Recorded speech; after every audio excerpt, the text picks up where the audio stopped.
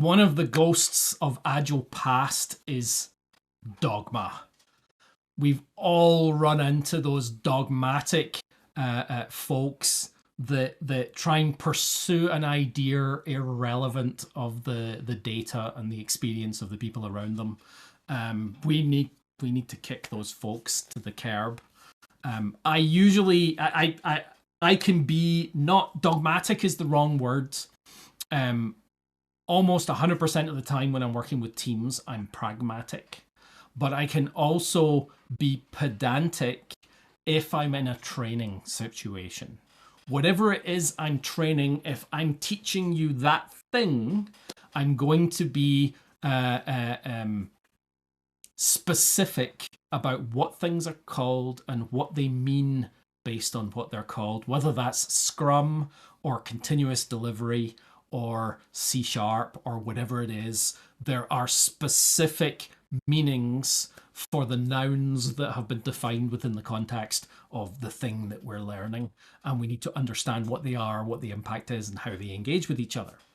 In the real world with teams, we need to be pragmatic. We need to understand that people call things different things than we're expecting. They have different knowledge and skills. They've come from different places where they use things in different ways, and we need to work within the bounds of what it is we've got. So one of those ghosts of Agile past is dogma. Oh, there's been some dogmatic things I've seen. The worst one was told to me by a good friend and my boss, Stephen Borg, about a Scrum Master who had just been fired from their job in Washington State because they had been adamant that if the team weren't standing up during the daily stand-up, then they weren't doing Scrum, and you have to be standing up in order to do Scrum.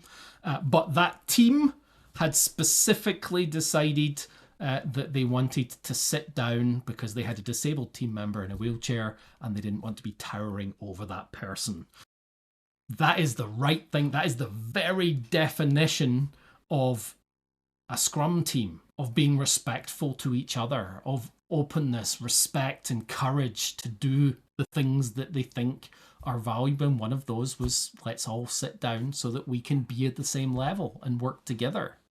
And this dogmatic Scrum Master got themselves fired for cause.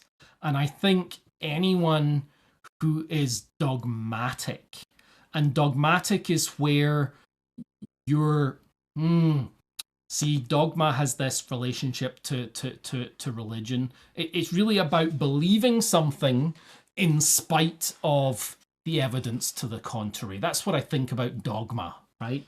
So that team was told that if they're not standing up, they're not agile, when in fact they were demonstrating agility and sitting down, and the other person was just following. And it's not even the letter of the law because there's no stand up in Scrum, right? But the letter of their understanding of the law in order to just enforce that, rather than working with people within the context and learning more.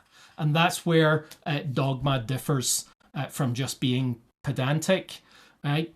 Pedantry, I can't even say that word, but being pedantic is sometimes valuable within the context of training, but being pragmatic is the way most Scrum Masters and Agile coaches should be. Don't be dogmatic. Be pragmatic and try and get rid of one of those ghosts of Agile past. If you are being haunted by this ghost of Agile past, we can help you exercise it, or help you find a coach, consultant, or trainer who can. Don't let this phantom undermine the effectiveness of your value delivery. And the longer it lingers, the more it will damage your team's progress.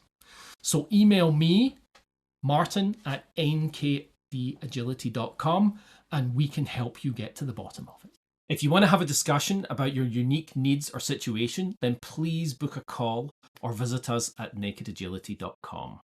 We also have our immersive and traditional public classes on our website, and we'd love to hear from you.